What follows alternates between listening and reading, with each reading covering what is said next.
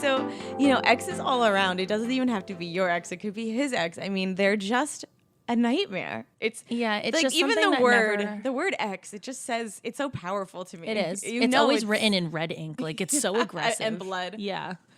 So aggressive. I don't know. And I feel like there's a lot of people who are very vindictive when they break up with an ex. They're like, you have like mutual friends and they try to get that person on their team. Oh, yeah. This is a big thing, tough. I feel like, right? Yeah. And then also there's people who go after their ex's friends and I don't know if that's acceptable or not. I feel like that's more on the guy. It's guy code. I think the best way with dealing with an ex when they first become an ex is to really cut ties. Because you're friends with their friends. You never let it go.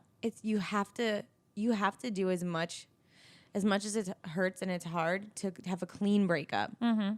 You got to say goodbye to his family. Yeah. Maybe one day you can reconnect, but in the beginning, it's so hard. It's so hard. You need your grieving points. Yeah. And you can't be looking at his page. That's, I think, the biggest thing here. I feel like people don't know how to move on because they don't know how to stop stalking. University of Missouri did a study, and 85% of the people that they spoke with stalked their ex's profiles. 85%.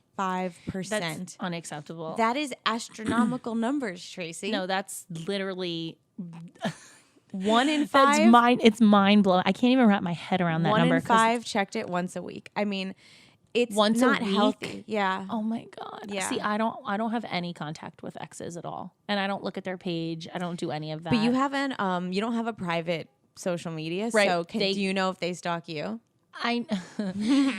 The thing about social media is that it literally tells you everything people do. Like, it tells you who looks at your stuff. And I know there's exes that I do have that constantly look at my stuff. And it's annoying because I'm like, you shouldn't even be able to see what I'm doing. At the same time, like, go ahead, enjoy, knock yourself out.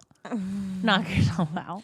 When you have an ex that has been an ex in the past for a while and you see them looking at your stuff, That just means how long they've been looking at your is it stuff. then appropriate to look at his just to be like, oh, your life is shitty and mine's better? I personally don't care. Like, I don't care if whatever you're doing with your life, even if you were dating like this unbelievably gorgeous model, I'd be like, whatever, good for you. Like, I do not care. I don't want to know nothing about your life. And like, if you want to stalk me and my beautiful life, enjoy, grab a popcorn and watch away.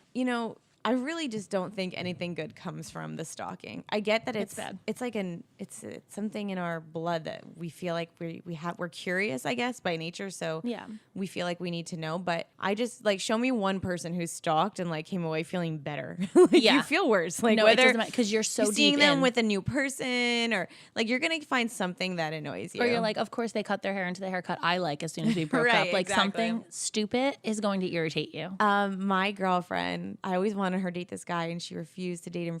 And I stalked his page recently and he's dating a Victoria's Secret angel. Shut. And he loved my friend, so I had to rub that in her face. I was right. I was like, you could have been dating him, but he has an angel now instead. So, Wow. I'm sorry. I'm that friend that can be mean sometimes, but Jess is so uncomfortably cold. It's the funniest thing I've ever seen. I'm such a lovey, oh my God, hug me. And she's like, oh, a hug, yay. And I'm like, oh my God, Jessica, I can't. My friend literally gave me a birthday card and was like, thanks for being mean. And then she put in quotations I know it's good for me. I've tricked my friends into thinking that I mean that it's good for them, Yeah, that's the same way I am with my friends. I'm we cuddle, me and my friends. You won't cuddle with yours. I have no patience for my friends that with the exes Don't want help. That don't. It's it's self. Or they want help, but it's in one ear out the other. They don't take your advice. No, absolutely. And you watch them get hurt over and over and over and over. It's like self-mutilation, in the brain. They do it to themselves. XX. Oh my God, I can't talk about this. This is terrible. This is something I watch my friends do. It makes me nuts. And listen, I've done XX.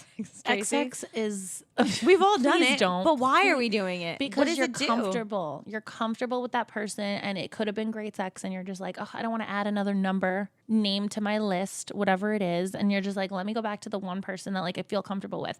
Please don't do it, because if you are having sex with your ex, one of you is catching feelings, and one of you is going to get heartbroken, and it wasn't worth the orgasm. I didn't know you were going there with It's not worth it. But I respect it. There's you're right. Someone's always going to be hurt. And, because you might be sleeping with your ex and there's no commitment there. yeah, So what there's no happens when commitment. he sleeps with somebody else? You have no right to tell him not to. You're just going to get hurt. No, and this is how you go back into normal cycles of being in a relationship and feeling like you have the right to tell him who to be with and who not to. But you guys are Right. not in a relationship anymore, so you have no right to tell him not to sleep with whoever he wants. And ex-sex very, very, very rarely rekindles a relationship. Like, Oh no, I don't think it ever does. yeah. Unless you guys are like, you dated in high school and you guys were just too young and now you're 30 and like you're mature and now you guys have a sexual attraction to each other still. Right. That's the only maybe exception, is that it was just wrong place, wrong time. Right. You guys just didn't click at the right moment, but now you guys are ready to. That's the only exception, I think, to this rule. Right. I guess we should say like more recent Oh yeah, ex-sex. Like, yeah. Oh there's- no, like it's false recent hope. breakout sex. No. It's false hope. You think that just, you had sex, you maybe watched a movie, that things are gonna change. They're not gonna change. You guys are exes for a reason. And when you're having ex sex, guarantee on your drive there, a song is going to come on the radio and you're going to be like, oh my God, this used to be our song, or like something about that person that connects you with that song. And you're going to go there and then you're going to have sex with them. And then you're going to leave feeling shitty about yourself because you're like, oh, I miss this person. And he's going to be like, oh, I thought this was just sex. See, that's the thing. Men and women, I think, process sex differently. Yeah. Yeah. I feel like I'm kind of sort of a man in that perspective because I think that there's love and then there's sex. I think that they're two very different things because I'm not the type of person that is like, make love to me. Like if I ever said that, I think I may die. I'm